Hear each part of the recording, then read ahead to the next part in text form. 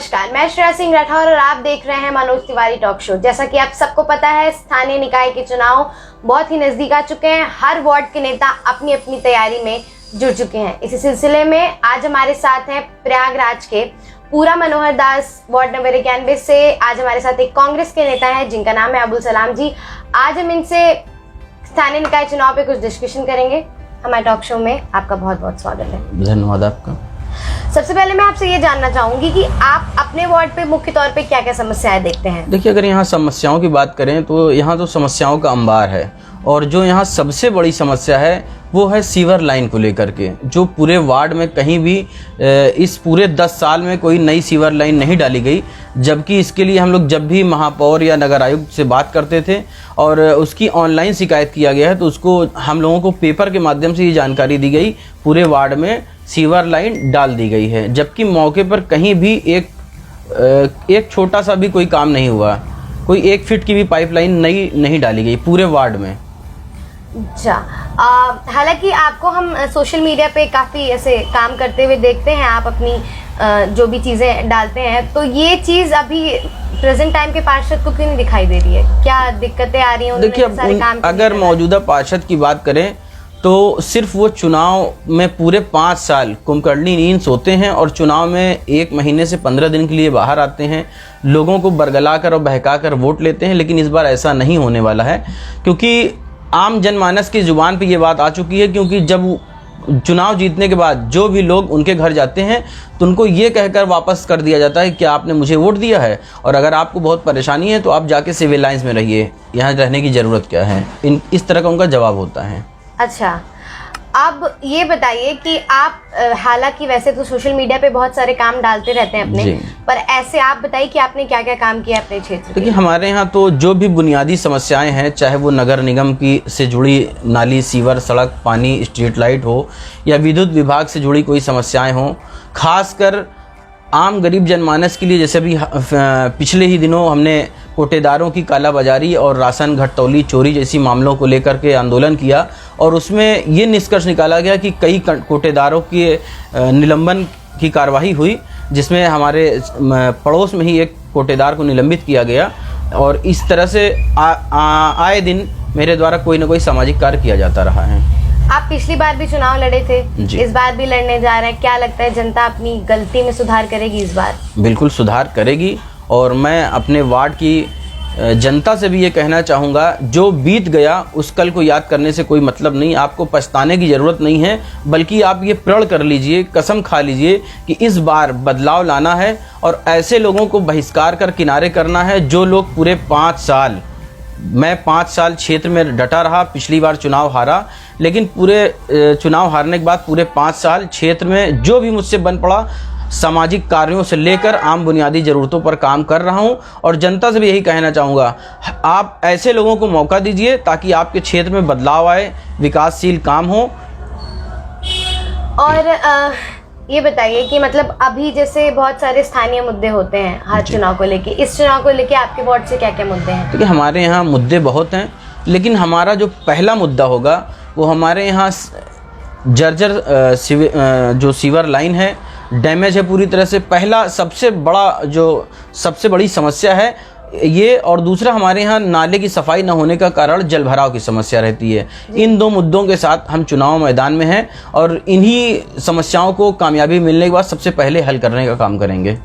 मतलब क्या लग रहा है आपको कि इस बार का चुनाव धर्म जाति के नाम पे लड़ा जाएगा जैसे हर चुनाव लड़ा जाता है, या व्यक्तित्व के नाम? नहीं, मुझे ऐसा नहीं लगता, क्योंकि ये क्षेत्रीय चुनाव है और लोगों को भी ये बात समझनी चाहिए।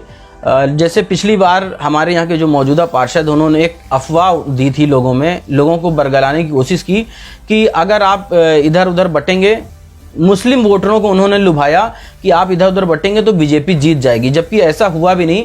और कुछ हद तक हम लोगों को समझाने में कामयाब भी हुए, लेकिन ये जो अफवाह उड़ चुकी थी बीजेपी की जीतने की, तो लोग उनको कहीं ना कहीं बुरे नज़र से देखते हुए भी उन्हें वोट किया, और जिसका खामियाजा आज यहाँ की जनता भुगत रही है। इसलिए फिर से हम अपनी जनता से ये कहना चाहेंगे, ये क्षेत्रीय चुनाव है, आप उस फेज़ को देखिए जो आपके बीच में 5 साल रहता है और काम कर रहा है। अच्छा, जिस तरीके से हर चुनाव बीजेपी की, जैसे आपने बात की, हर चुनाव आक्रामक तरीके से बीजेपी लड़ रही है, क्या लगता है आपको कांग्रेस भी उतनी अच्छे से, उतने आक्रामक तरीके से चुनाव लड़ पाएगी? देखिए, बीजेपी का तो हमेशा से ये उनका अपना फंडा रहा है, वो हिंदुत्व को उधार देते हैं, जबकि ये छोटा चुनाव है, क्षेत्रीय चुनाव है और इसमें मुझे नहीं लगता। और अगर कांग्रेस पार्टी जो भी अपने नियमानुसार जो पार्टी का फंडा होगा, जो पार्टी अपने मुद्दे लेकर आएगी, वो और मैं अपने क्षेत्रीय मुद्दों के साथ हम दोनों मिल करके पार्टी का जो गाइडलाइन होगा और अपने जो हमारे शीर्ष नेतृत्व होंगे उनके नेतृत्व में हम ये चुनाव लड़ा जाएगा और जीतेंगे इंशाल्लाह हम लोग। बहुत अच्छी बात है। अभी अगर आप अपने वार्ड से मान लीजिए चुने जाते हैं पार्षद, तो क्या क्या काम यहाँ के जनता के लिए आपको करने हैं? देखिए, हमने अभी बताया कि हमारे यहाँ सीवर लाइन, पेयजल की असुविधा और सबसे बड़ी दिक्कत जल भराव की है। इन 3 मुद्दों के साथ जो हमारे यहाँ आम गरीब जनमानस हैं, उन्हें किसी भी तरह की सुविधाओं का टोटा रहता, उन्हें किसी भी सुविधाओं का फ़ायदा नहीं मिलता। तो जो मुझसे हो सकता है ज़्यादा से ज़्यादा लोगों की मदद करना और नगर निगम सदन में अपने वार्ड की तमाम ज़रूरत की जो बुनियादी समस्याएं हैं उस पर आवाज़ उठाना और उसका निस्तारा कराना, ये मेरी प्राथमिकता होगी। जैसे कि आपने इतनी सारी चीज़ें गिनाई कि आपको करनी है अपने क्षेत्र के लिए, एक क्षेत्र के विकास होने के लिए महापौर यानी मेयर की भी बहुत बड़ा योगदान होता है, उसमें बहुत हेल्प चाहिए होती है। क्या लगता है आपको इस बार कांग्रेस से महापौर बन पाएगा?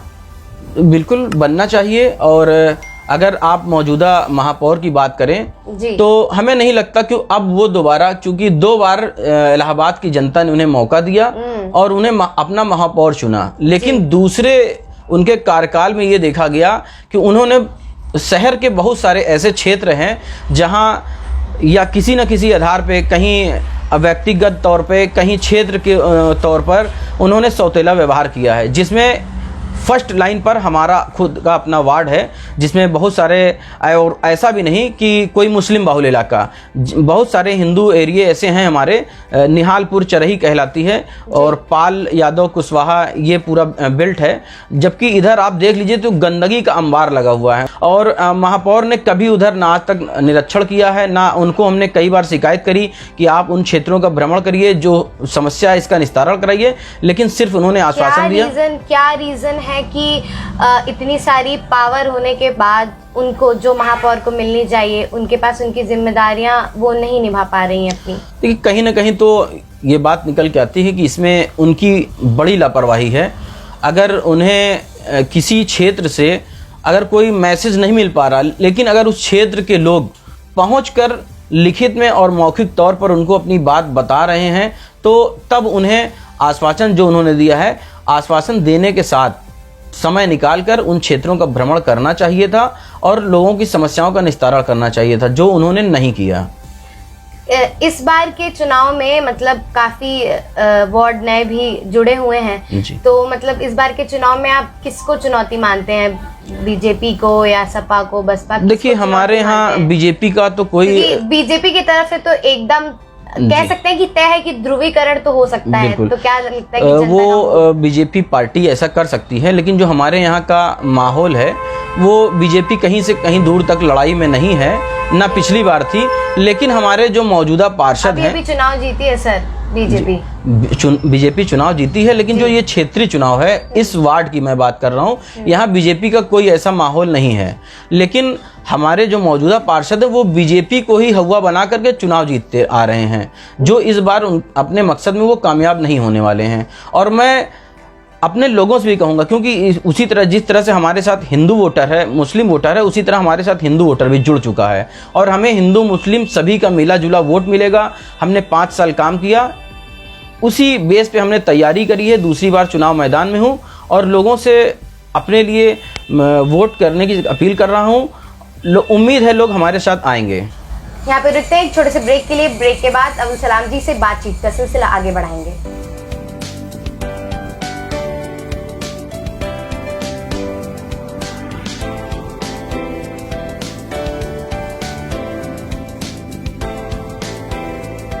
ब्रेक के बाद आपका स्वागत है। मैं हूं श्रेया सिंह राठौर और आप देख रहे हैं मनोज तिवारी टॉक शो। आइए बातचीत का सिलसिला अबुल सलाम जी के साथ आगे बढ़ाते हैं। अब आप मुझे ये बताइए अबुल जी कि एक वार्ड में जो जिम्मेदारी होती है एक पार्षद की, नाली हो गया, पानी हो गया, सड़कें हो गई, बहुत सारी जिम्मेदारी होती है। क्या आप ये मानते हैं कि जिम्मेदारी आप अगर बनते हैं या फिर अभी जो पार्षद है उनकी जिम्मेदारी यहीं तक सीमित होती है और भी कई जिम्मेदारियां होती हैं पार्षद की, या क्या क्या होनी चाहिए? बिल्कुल, एक पार्षद की जो जिम्मेदारी होती है वो सिर्फ नगर निगम तक नहीं है। नगर निगम या जो आम बुनियादी समस्याएं हैं, इनसे भी इतर जो सामाजिक कार्य हैं या समाज सेवा से जुड़ी चीज़ें हैं, या असमय जैसे भी पिछले दिनों 2 साल से लगातार हमारे यहाँ कोरोना जैसी महामारी का माहौल रहा, ऐसे समय में लोगों को जागरूक करने, लोगों को इन तरह की बीमारी से बचाने के लिए अपने कुछ न कुछ कार्य करते रहना चाहिए। लेकिन हमारे पार्षद पिछले 5 साल की तरह कोरोना माहौल में भी कहीं नज़र नहीं आए।